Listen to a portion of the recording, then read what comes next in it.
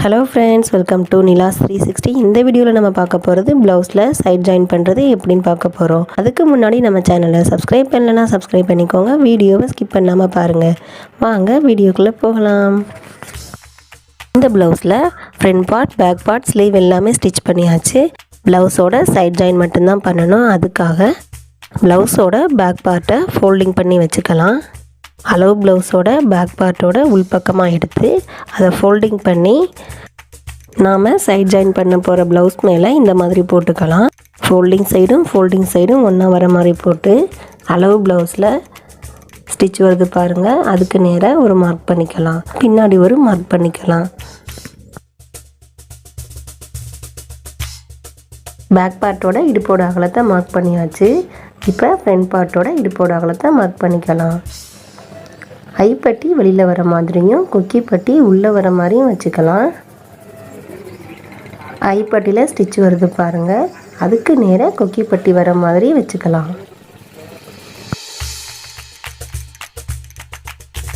ஐப்பட்டியில் stitch வருது பாருங்கள், அதுக்கு நேராக கரெக்டாக கொக்கி பட்டி வர மாதிரி வச்சுக்கலாம்.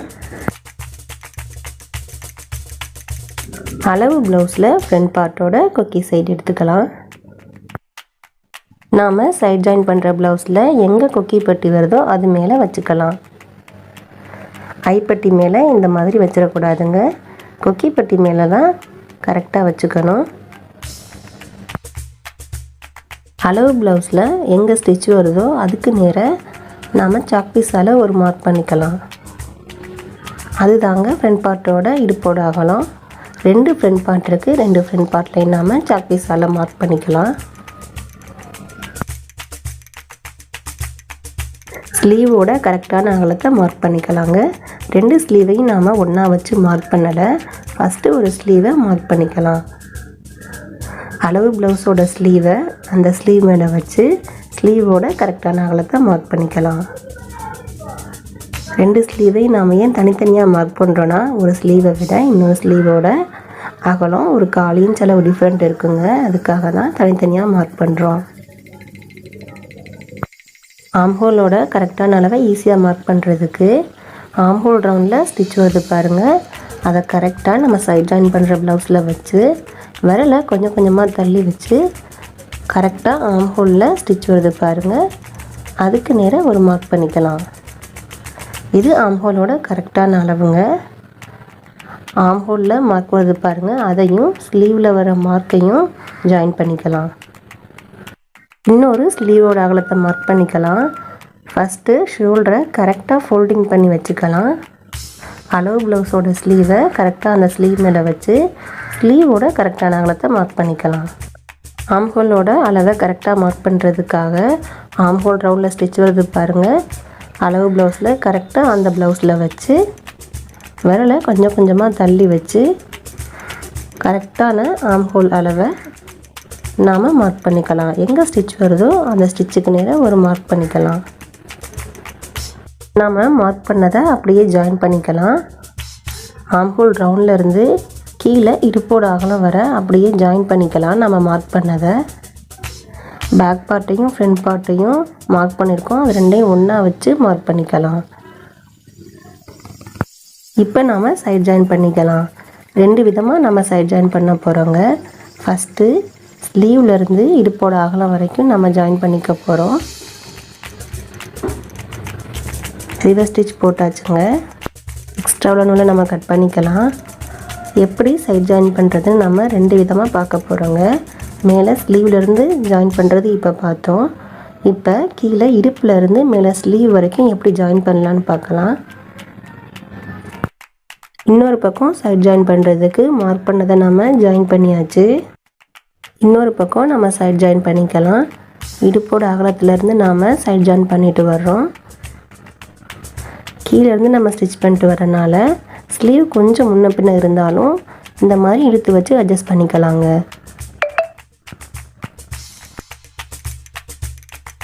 நான் ஸ்டிச் பண்ணிட்டு வரேன் பாருங்கள், 2 ஸ்லீவும் கொஞ்சம் முன்ன பின்ன இருக்குது.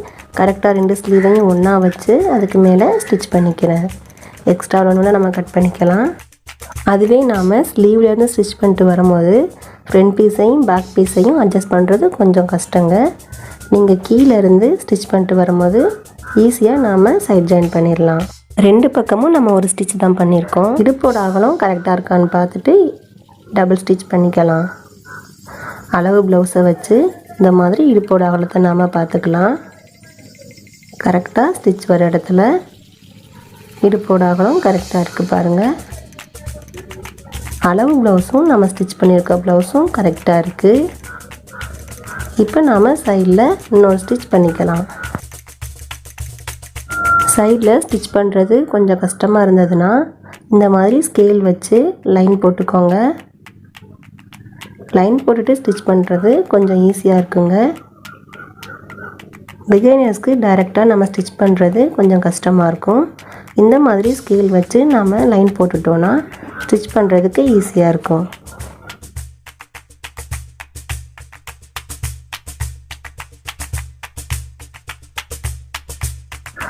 ஒரு பக்கம் நம்ம டபுள் ஸ்டிச் பண்ணியாச்சுங்க. கடைசியில் நம்ம ரிவர்ஸ் ஸ்டிச் பண்ணிக்கலாம். எக்ஸ்ட்ரா நூலை கட் பண்ணிக்கலாம்.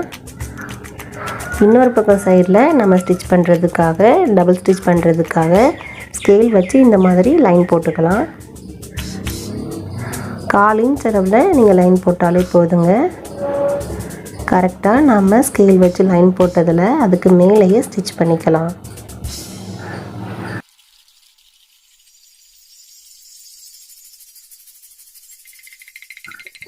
ப்ளவுஸை ஸ்டிச் பண்ணி முடியும் போது ரிவர்ஸ் ஸ்டிச் போட்டுக்கோங்க. எக்ஸ்ட்ரா உள்ளவங்கள நம்ம கட் பண்ணிக்கலாம்.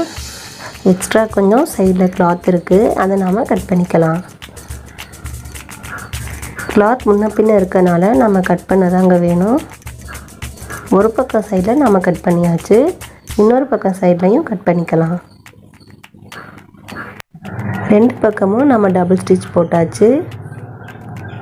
இந்த சைட் ஜாயின் பண்ணுற மெத்தட் உங்களுக்கு ஈஸியாக இருக்குன்னு நினைக்கிறேன். அப்படி ஈஸியாக இருந்ததுன்னா என்னோடய சேனலை லைக் பண்ணுங்கள், ஷேர் பண்ணுங்கள். நிலாஸ் 360க்கு சப்ஸ்கிரைப் பண்ண மறந்துடாதீங்க. அடுத்த ஒரு புது வீடியோவில் நான் உங்களை சந்திக்கிறேன். Bye friends.